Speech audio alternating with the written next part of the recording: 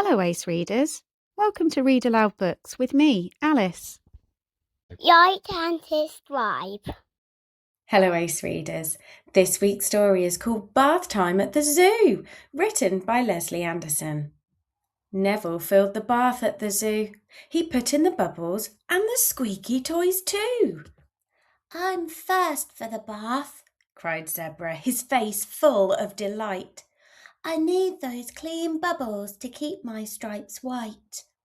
"I'm next," roared Lion. "I must wash my mane. It's a terrible mess with a horrible stain." "Then me," growled Gorilla.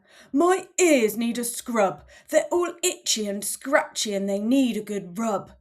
"Let me in," squealed Raccoon. "I must clean my nails. They are muddy and gritty from digging for snails."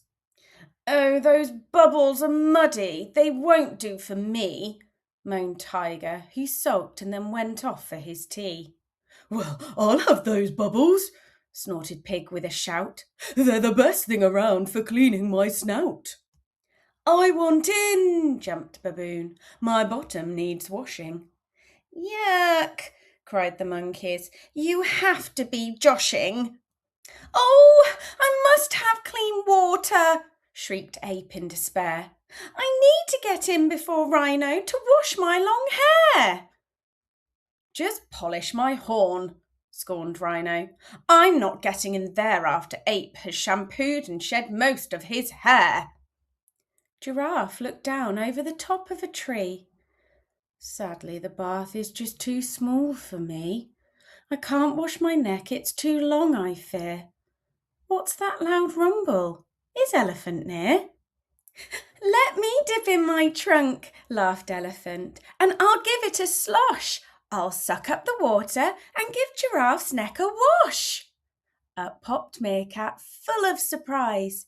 "I'll nip in for a wash, just don't get soap in my eyes." "I'll have mine later," slurred Sloth ever so sleepily.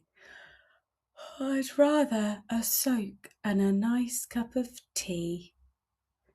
"I'm last," swooned Hippo. "Do you think I'm mad, that I like the mud in the water that everyone's had?"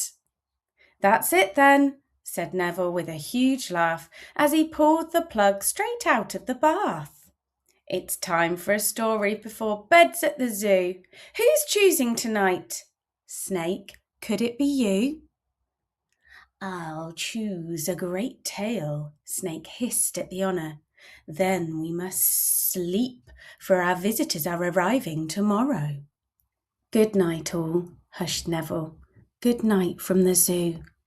They all fell asleep, and now you will soon too.